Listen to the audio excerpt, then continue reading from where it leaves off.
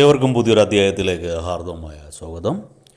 ഈ അധ്യായത്തിൽ നമ്മൾ വിശകലനം ചെയ്യുന്നത് പൂരം നക്ഷത്രത്തിൻ്റെ 2026 ആണ്ട് ജനുവരി ഫെബ്രുവരി മാസങ്ങളിലെ ഗുണദോഷ ഫലങ്ങളാണ്.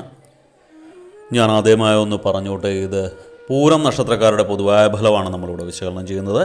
വ്യക്തിപരമായിട്ടുള്ള ഫലങ്ങൾക്കായി നിങ്ങളുടെ ജാതകം ഒരു ഉത്തമനായ ജ്യോതിഷിയെ കാണിച്ച് രാശി ചിന്തനം നടത്തി മുന്നോട്ട് പോകുന്നതാണ് എന്തുകൊണ്ടെന്നുള്ളത്. ഇനി പൊതുവായ ഫലത്തിലേക്ക് വരാം. പൂരം നക്ഷത്രക്കാർക്ക് 2026 ആണ്ട് കാലം വളരെ സമ്മിശ്രമായിട്ടാണ് കാണുന്നത്. എടുത്തു പറയേണ്ട, കടം കൊടുത്തിരിക്കുന്ന പണം നിങ്ങൾക്ക് തിരികെ ലഭിക്കുന്ന സമയമാണ് ഈ ജനുവരി ഫെബ്രുവരി മാസം. നിങ്ങൾക്ക് ഈശ്വരാനുഗ്രഹമൊക്കെ കൂടുതലായിട്ടുള്ളത് കൊണ്ട് പല അപകടങ്ങളിൽ നിന്നും രക്ഷ നേടാൻ സാധിക്കുന്നതാണ്. പലപ്പോഴും അനാവശ്യ ചിന്തകൾ നിങ്ങളുടെ മനസ്സിനെ അലട്ടിക്കൊണ്ടിരിക്കും. തൊഴിൽപരമായിട്ടുള്ള പ്രതിസന്ധികളൊക്കെ ഒരുവിധം പരിഹരിക്കപ്പെടുന്ന സമയമാണ്. നിങ്ങൾ സുഖ സൗകര്യങ്ങൾക്ക് വേണ്ടി പുതിയ വഴികളൊക്കെ കണ്ടെത്തുന്ന സമയം കൂടിയാണ് ഈ ജനുവരി ഫെബ്രുവരി മാസം. ഈശ്വര ചിന്ത വർദ്ധിച്ചിരിക്കുന്ന സമയമാണ്. വ്യക്തിഗത നേട്ടത്തിന് അനുകൂലമായ സമയമാണ്. വ്യക്തിഗത നേട്ടം എന്ന് പറയുന്നത് നിങ്ങളുടെ ഗ്രഹനില കണ്ടിട്ട് നമുക്ക് വിലയിരുത്താൻ സാധിക്കുകയുള്ളൂ. ആലോചിക്കാതെയുള്ള എടുത്തുചാട്ടങ്ങളൊക്കെ സാമ്പത്തിക പരാധീനതകൾ ഉണ്ടാക്കി വെക്കുന്ന സമയം കൂടിയാണ്. ശത്രുദോഷം കുറയുമെങ്കിലും അനർഹതയൊക്കെ സഹായിച്ച് ശത്രുത സമ്പാദിക്കുന്ന ഒരു സ്ഥിതിവിശേഷം ഈ സമയങ്ങളിലുള്ളതാണ്. ഉറ്റ സുഹൃത്തുക്കളുമായിട്ട് അഭിപ്രായ വ്യത്യാസമുണ്ടാകാനും വ്യാപാര രംഗത്ത് പഴയ പ്രതാപമൊക്കെ വീണ്ടെടുക്കാനും സാധിക്കും. ഉദ്യോഗസ്ഥർക്ക് സ്ഥാനക്കയറ്റത്തിലൂടെ ധനലാഭം ഉണ്ടാകും, അതായത് ശമ്പള വർധനവൊക്കെ ഉണ്ടാകുന്ന സമയമാണ്. വ്യാപാര വ്യവസായങ്ങളിലൊക്കെ വിജയം പ്രതീക്ഷിക്കാവുന്ന സമയമാണ്. എന്നാൽ എടുത്തു പറയേണ്ടത്, അപ്രതീക്ഷിതമായ ചില രോഗങ്ങളൊക്കെ ഉണ്ടാകാൻ സാധ്യതകളുണ്ട്. ആരോഗ്യമൊന്ന് ശ്രദ്ധിക്കണം. ശത്രുദോഷം കുറയുമെങ്കിലും ചില നിങ്ങളുടെ കയ്യിലിരിപ്പുകൊണ്ട് ശത്രുദോഷം അതുപോലെ തന്നെ കൂടാനുള്ള സാധ്യതയുണ്ട്.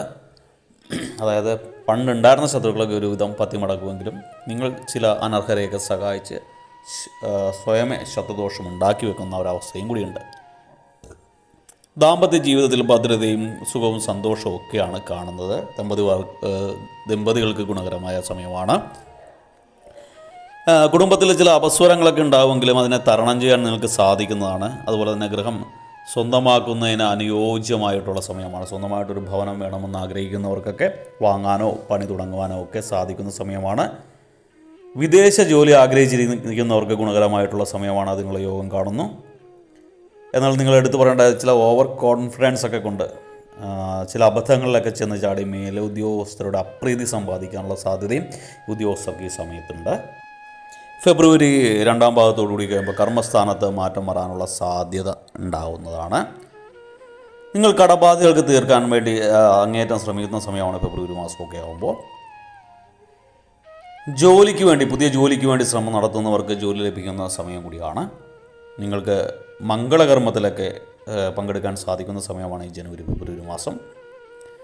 കൃത്യനിഷ്ഠയോടുകൂടി ചെയ്യുന്ന കാര്യങ്ങളെയൊക്കെ കർമ്മപഥത്തിൽ ഗുണകരമായിട്ട് മാറ്റാൻ നിങ്ങൾക്ക് സാധിക്കും. കാര്യങ്ങളെയൊക്കെ കൃത്യനിഷ്ഠതയോടെയും വ്യക്തിയോടെയും നിങ്ങൾക്ക് നോക്കിക്കാണുകയും പ്രവർത്തിക്കുകയും ചെയ്യും. അത് ലക്ഷ്യപ്രാപ്തി എത്താൻ നിങ്ങൾക്ക് സഹായകരമാകും. പഠനത്തിലൊക്കെ കൂടുതൽ ശ്രദ്ധിക്കുന്നത് മൂലം വിദ്യാർത്ഥികൾക്ക് ഗുണകരമായ സമയമാണ്. മനസ്സ് ശുദ്ധമായിട്ടിരിക്കും. പഠനത്തിലൊക്കെ നന്നായിട്ട് ശ്രദ്ധ ചെലുത്താൻ നിങ്ങൾക്ക് സാധിക്കും. വാക്കും പ്രവൃത്തിയും സൂക്ഷ്മതയോടെ ഉപയോഗിക്കേണ്ട സമയമാണ്. ഫെബ്രുവരി മാസം കുറച്ച് ധനത്തിൻ്റെ അമിത ഉപയോഗമൊക്കെ വേണ്ടി വരുമെങ്കിലും ശമ്പള വർധനവ് നിങ്ങൾക്കൊരു ആശ്വാസകരമായി മാറും. ആരാധനാലയങ്ങളൊക്കെ സന്ദർശനം നടത്താനുള്ള സാധ്യത കൂടുതലായിട്ട് കാണുന്നു. സർക്കാർ ആവശ്യത്തിനായിട്ട് ഭൂമി വിട്ടുകൊടുക്കേണ്ട സ്ഥിതി ചില പൂരം നക്ഷത്രക്കാർക്ക് വന്നുപെടുന്നതാണ്. മനസ്സില്ലാ മനസ്സോടുകൂടിയാണെങ്കിലും കൊടുക്കേണ്ടതായിട്ട് വരും. പൊതുവെ ഈ 2026 ഗുണദോഷ സമ്മിശ്രമായിട്ട് തന്നെയാണ് കാണുന്നത്. നിങ്ങൾ പുതിയ പദ്ധതികളൊക്കെ ആവിഷ്കരിക്കുകയും അതിനുവേണ്ടി വളരെയേറെ പ്രയത്നിക്കുകയും ചെയ്യും. മാസാവസാനം ഫെബ്രുവരി മാസാവസാനമൊക്കെ ആകുമ്പോൾ ശത്രുക്കളുടെ മേൽ വിജയം കണ്ടെത്താൻ നിങ്ങൾക്ക് സാധിക്കുന്ന സമയമാണ്. ഈ ശത്രുദോഷമൊക്കെ കുറയാനും നമ്മുടെ കർമ്മപഥത്തിലുള്ള പ്രശ്നങ്ങളൊക്കെ മാറി ദോഷഫലങ്ങളുടെ കാഠിന്യമൊക്കെ കുറച്ച് ഗുണഫലങ്ങളുടെ മാറ്റ് വർദ്ധിക്കുന്നതിനായിട്ട് നിങ്ങൾ ചൊവ്വാഴ്ച ദിവസങ്ങളിലൊക്കെ സുബ്രഹ്മണ്യ ക്ഷേത്രം ദർശിക്കുന്നത് ഗുണകരമായിരിക്കും.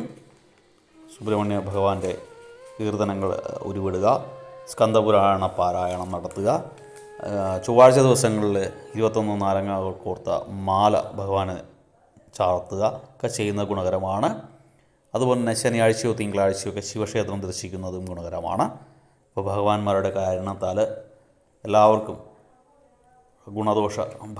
ഗുണഫലങ്ങളിലെ മാറ്റം വർദ്ധിക്കുകയും ദോഷഫലങ്ങളുടെ കാഠിന്യം കുറയട്ടെ എന്ന് പ്രാർത്ഥിച്ചുകൊണ്ട് വീഡിയോ നിർത്തുന്നു. വീഡിയോ ഇഷ്ടപ്പെട്ടാൽ ലൈക്ക് ചെയ്യുക. തുടർന്നുള്ള മാസങ്ങളിലെ വീഡിയോ കൃത്യമായി ലഭിക്കുന്നതിനായിട്ട് ചാനൽ സബ്സ്ക്രൈബ് ചെയ്തിട്ടില്ല എങ്കിൽ സബ്സ്ക്രൈബ് ചെയ്യുക. ഒരിക്കൽ കൂടി നന്ദി പറഞ്ഞുകൊണ്ട് നിർത്തുന്നു. നന്ദി, നമസ്കാരം.